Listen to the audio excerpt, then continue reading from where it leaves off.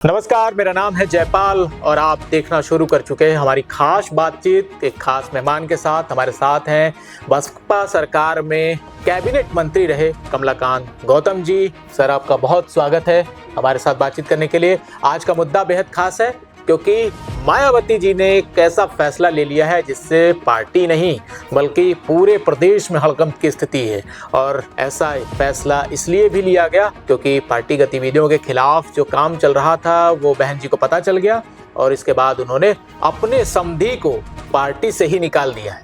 और मायावती जी इस फैसले के लिए, ऐसी जो डिसीजन है उनके लिए जानी जाती हैं, इसलिए उनको आयरन लेडी कहा जाता है कि वो कभी भी कोई फैसला ले सकती है बशर्ते अगर पार्टी हित के खिलाफ हुआ तो वो किसी भी खास हो या फिर उनके रिश्तेदार हो, अपने पार्टी से निकालने में या उनकी सदस्यता समाप्त करने में, उनको पद से बर्खास्त करने में जरा भी नहीं हिचकती हैं। और यही कारण है कि अशोक सिद्धार्थ को अब पार्टी से निकाल दिया गया है। वो दक्षिण राज्यों के जिम्मेदारी के तौर पर प्रभारी रहे। कई राज्यों में वो दक्षिण भारत के अपने पार्टी को प्रचार प्रसार करने के बारे में काम करते रहे थे। मायावती ने उनको जिम्मेदारी दी थी, लेकिन शिकायतें बहुत आ रही थी। अब इस पर बातचीत करने के लिए खुद हमारे साथ मौजूद हैं बसपा सरकार में कैबिनेट मंत्री रहे कमलाकांत गौतम जी। तो गौतम साहब, आप ही से जानना चाहते हैं, जो कि आप भी पार्टी के पुराने सिपाही रहे हैं, आप जानते होंगे इस तरह के जब आरोप लगते हैं किसी भी कार्यकर्ता पर, पदाधिकारी पर कि पार्टी की गतिविधि, जो पार्टी उनकी गतिविधि है वो पार्टी के अनुरूप नहीं है, उनके खिलाफ है, फिर उनको निकाल दिया जाता है, तो क्या स्थिति होती है? और मायावती जी का ये फैसला अपने समधी के खिलाफ आया है,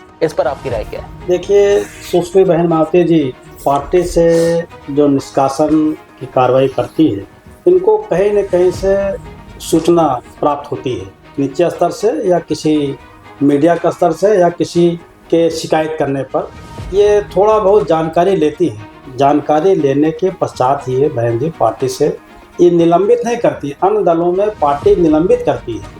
निलंबित करने मतलब 4 साल, 3 साल, 2 साल के निलंबित करती है, लेकिन बहुजन समाज पार्टी निलंबित नहीं करती। बहुजन समाज पार्टी में सुश्री बहन मायावती जी निष्कासित कर देती हैं और निष्कासन के बाद अगर बहन जी वापसी बहुत हुई है, वापसी बहुत भाई।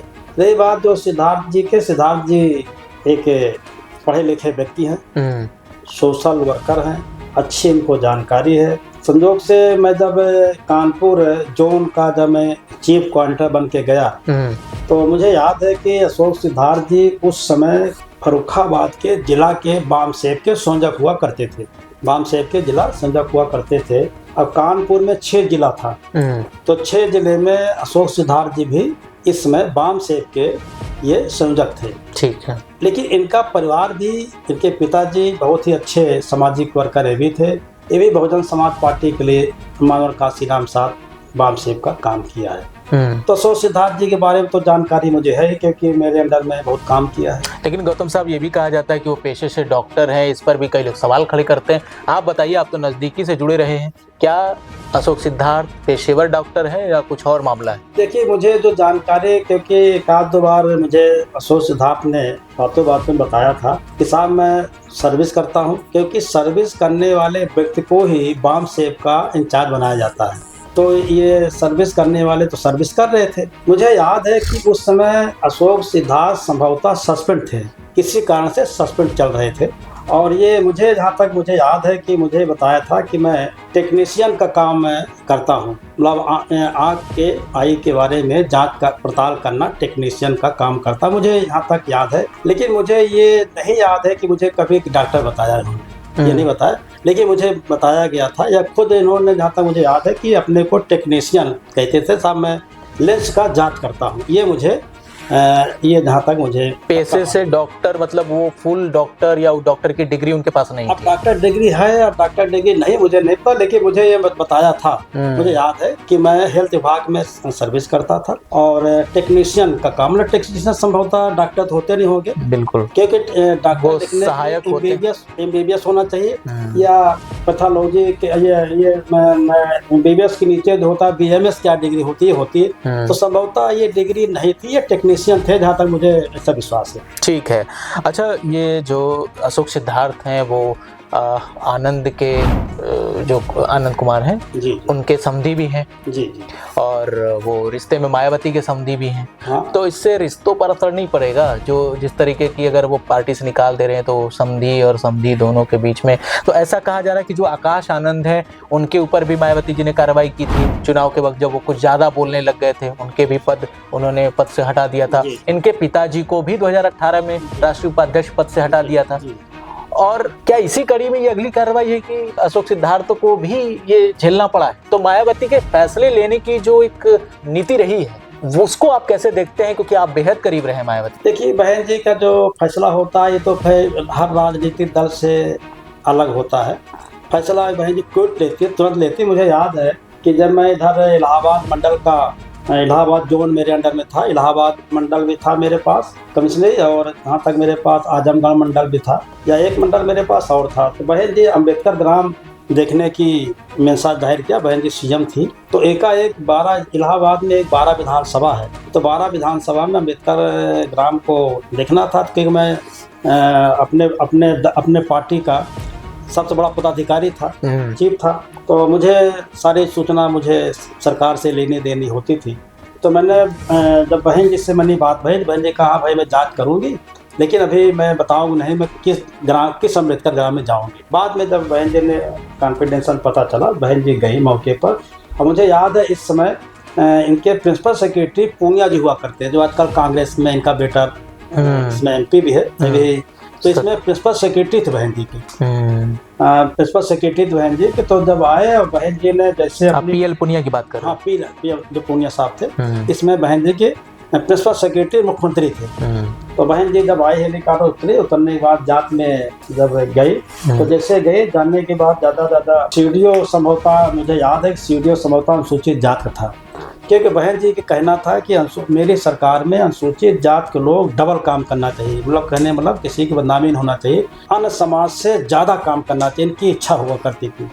तो बहन जी ने कहा कि भाई मैं अगर हमारे समाज के लोग काम करने में कहीं कमजोरी करेंगे तो अगर पनिश देना होगा मैं डबल पनिश करूंगी। ये बहन जी की कल्पना थी। ये स्ट्रांग प्रशासन करने का एक गुण होते हैं, बहन जी ने एक कहा करते थे और लोग जानते भी थे।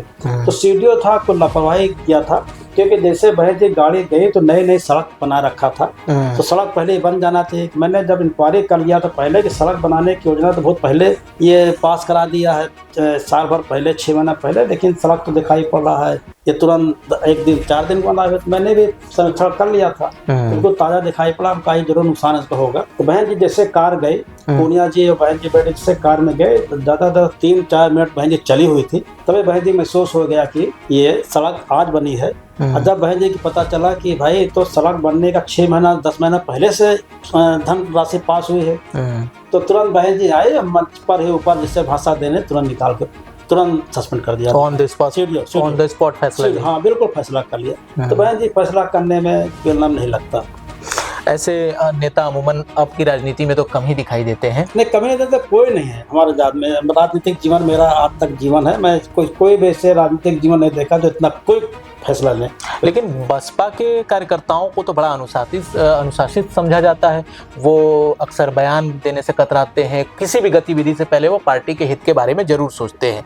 फिर ये आरोप लगा देना एक बड़े पदाधिकारी पर कि वो पार्टी के गतिविधियों के खिलाफ काम कर रहे थे, ये जायज़ आपको लगता है, या इसके पीछे कुछ और होती है पर्दे की स्टोरी जो नहीं पता चलता? ये जरूर है कि बहन जी का जो काम करने का तरीका है, बहन जी की जो इच्छा होती है, समाज में हो या संगठन में हो या सरकार के प्रति हो, तो बहन जी के इच्छा के विरुद्ध अगर इनको एक भी पॉइंट अगर कहीं होता तो एक बार हिदायत जरूर देती है। हाँ भाई देखो तुम ठीक से काम करना, या तुम्हारी शिकायत आ रही, हल्की सी इसको हिदायत पर्सनल करके देती है।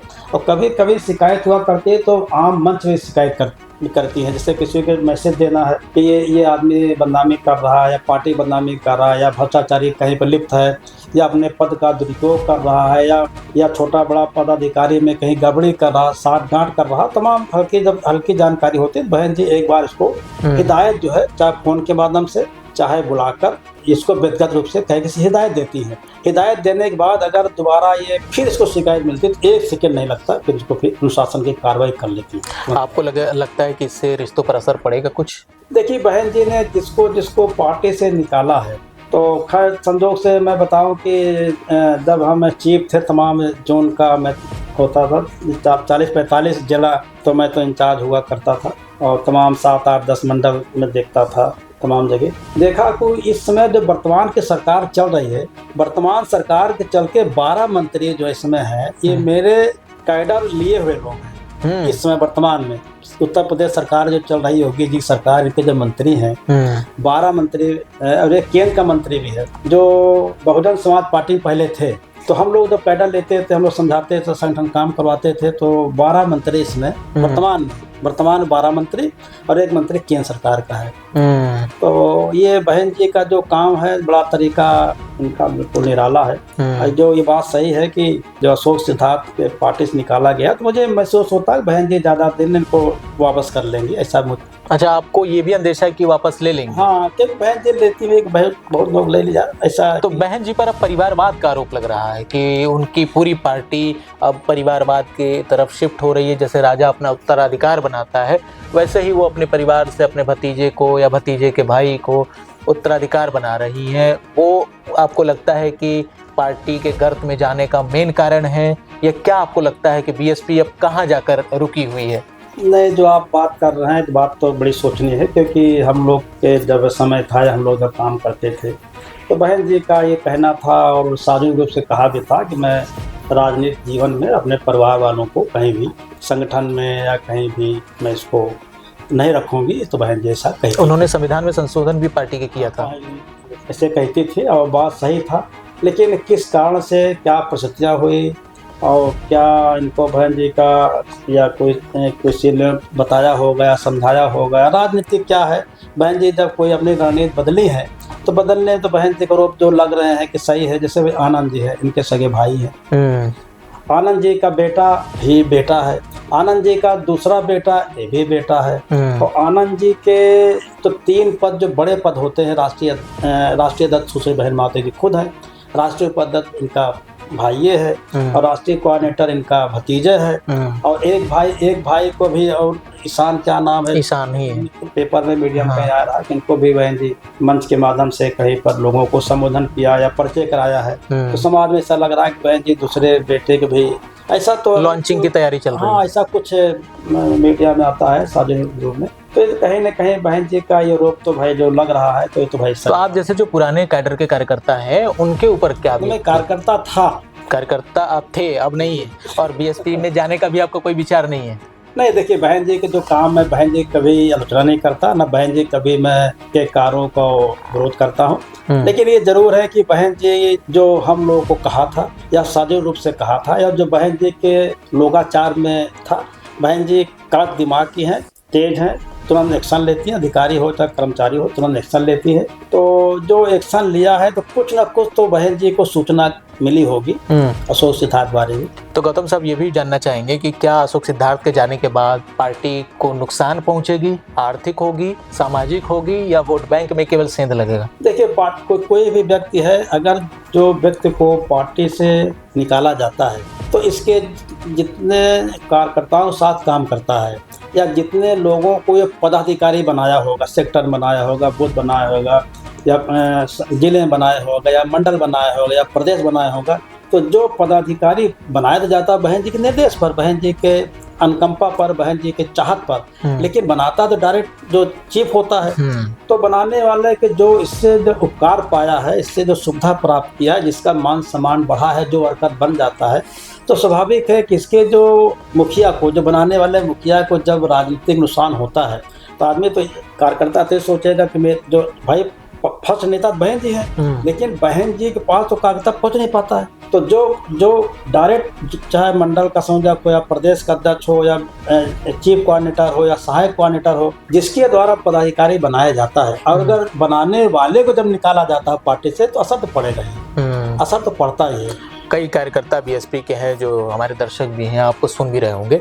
इस फैसले के बाद उनमें एक निराशा भी आई होगी, तो आप उनको क्या सलाह देना चाहेंगे? पार्टी में बने रहें और अपने भी उज्जवल भविष्य की ओर वो देखें, या फिर कहीं और निगाहें उनकी अभी तनी रहे, कहीं और संपर्क साधें वो, अगर उनका मुझे तो ऐसा लगता है कि बहन जी अशोक सिद्धार्थ को लेना चाहिए, ये ले लेंगे, ऐसा मुझे महसूस होता और बाकी कार्यकर्ताओं को क्या होगा, क्योंकि उनको बड़ा पद तो मिलना नहीं है, सारे परिवार के लोगों को ही मिल चुका है। हाँ, ये बात तो आपका बड़े जो आपके जो क्वेश्चन है ये बहुत राजनीति का बहुत ही कठिन क्वेश्चन है ये, इस पर भी मेरी तो नहीं, लेकिन जो आप कह रहे थे मैं गलत भी नहीं, 100% सही है, जो दिखाई पड़ा इसमें 100% सही। बहन जी को मैं समझता रहा कि बहन जी को भाई हम बहन जी की एडवाइस नहीं दे सकते, आपके चैनल माध्यम बहन जी में एडवाइस नहीं दे रहा हूँ, लेकिन अपनी मनसा बता रहा हूँ। अगर बहन जी संजोग में रहता पार्टी में, या बहन जी हमसे राय लेती, या बहन जी कभी परामर्श लेती, या मैं पार्टी में रहता तो मैं बहन जी का हाथ जोड़कर निवेदन करके मैं अपनी बात कह भी देता था, तुरंत बता देता बहन जी ऐसी होना चाहिए।